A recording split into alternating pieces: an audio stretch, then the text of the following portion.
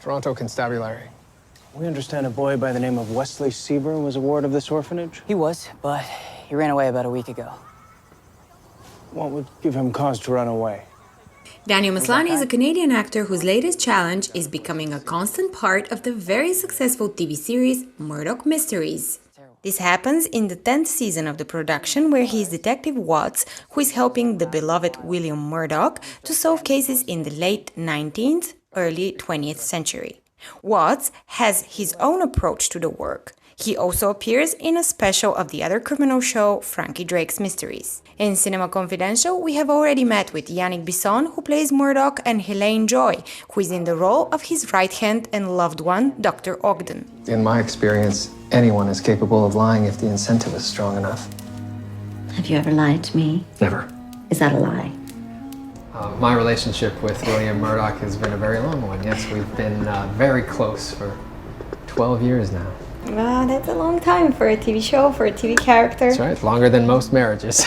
That's true. How do you feel being him, and how did you initially become him?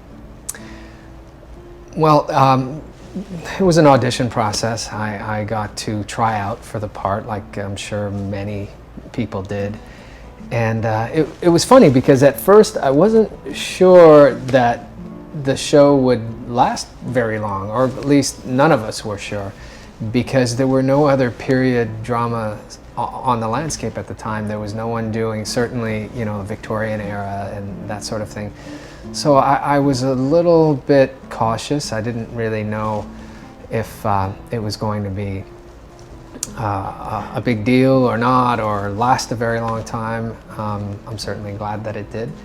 But we didn't know. It was also on a smaller network, just a few stations. So, you know, I did know that the quality of the writing and that the premise was solid.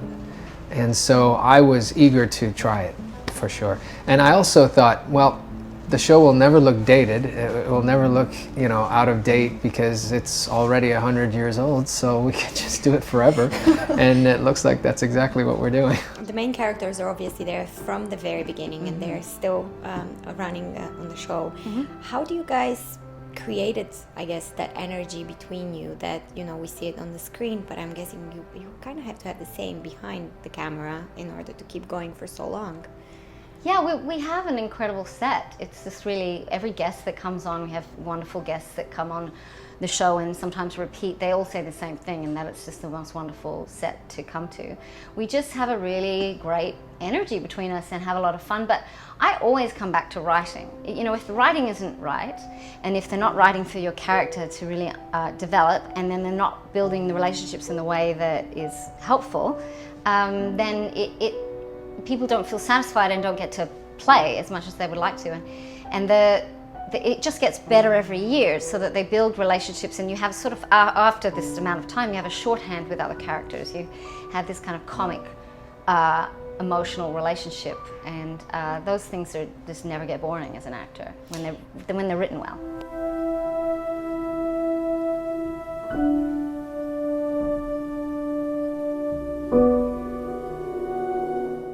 It's also very interesting from the audience point of view. Like, for example, when I watch the show, I am curious what's going to happen in the end, who is the killer.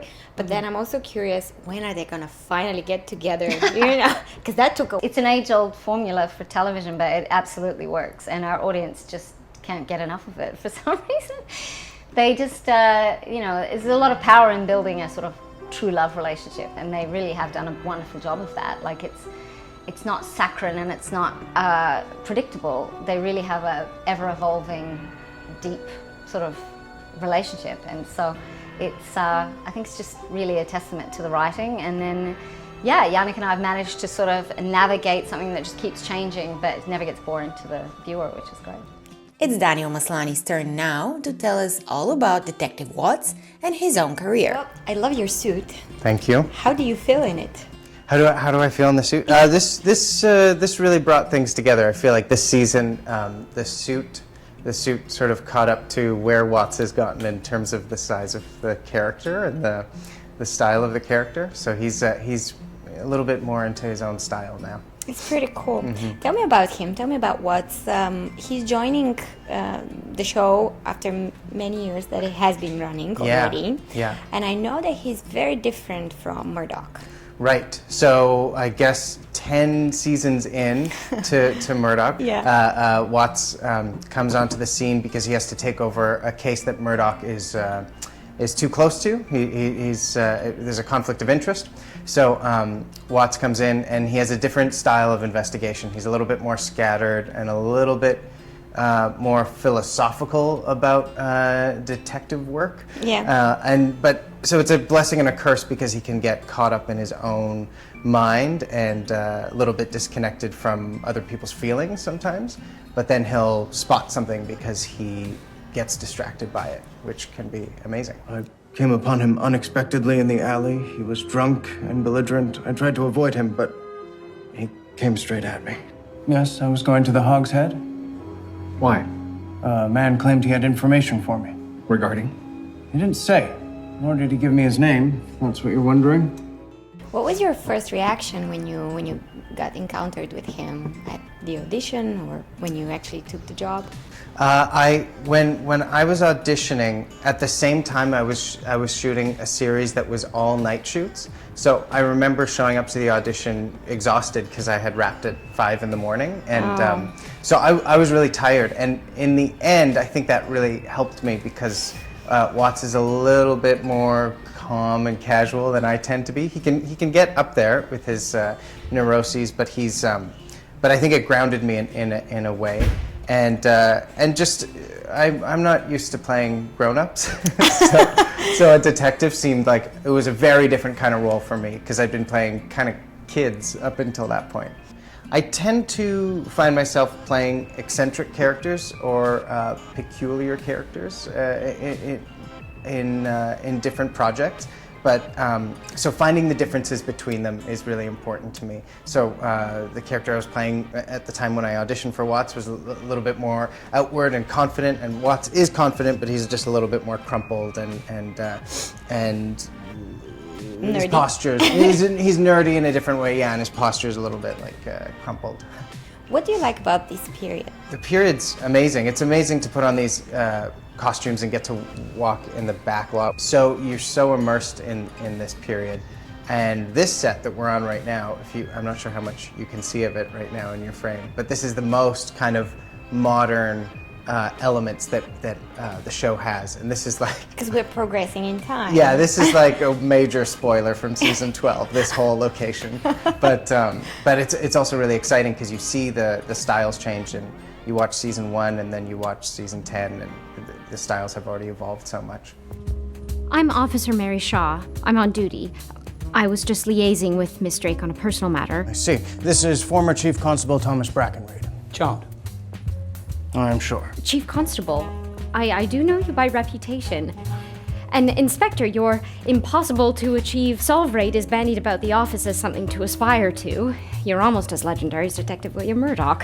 How did you fit in with the rest of the cast and crew? Because it's been 10 years that they've been together, right, and you are the new kid on the block. Yeah, it's a bit like jumping onto a moving train because they've solved so many cases. They've really, and they're good detectives and they know how things work, and the show is like that too. So I was just trying to keep up, and I feel like I also maybe have a different process. I come from theater primarily, so getting onto the show and like learning about their process was really great, and I feel like off camera, I'm also a bit of a Watts because I feel a little peculiar amongst the group, but in a good way.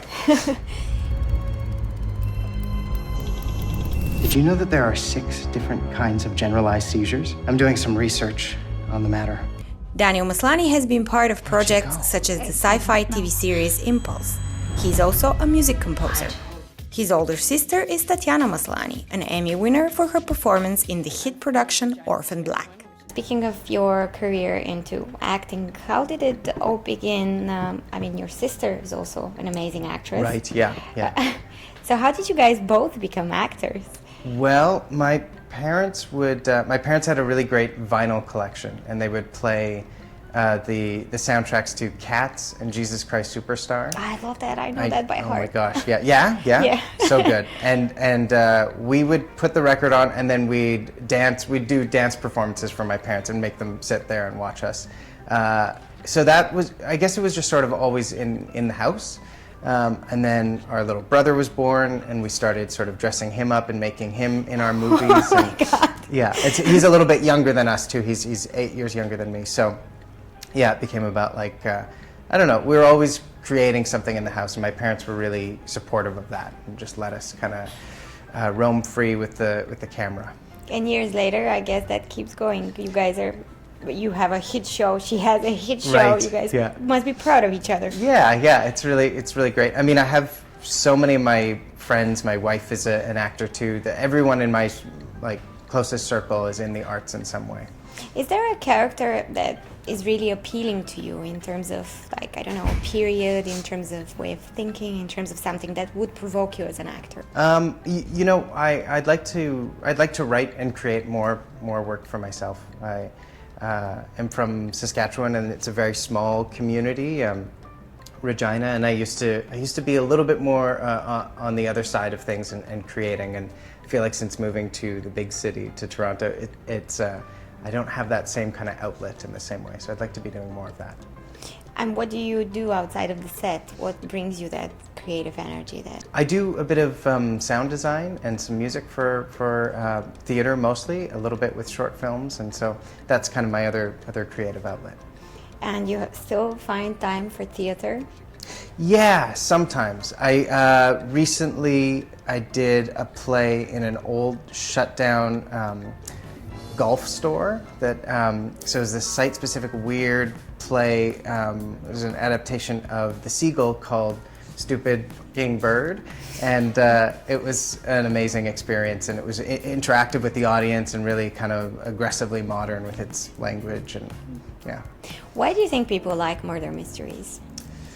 I think people are excited to try to solve them, and I think that it probably appeals to an audience that's a lot smarter than me, because I can never see I can never see who's going to be guilty. I read the scripts and I'm like, oh, I bet you it's that guy, and it's the first guy that we might zero in on.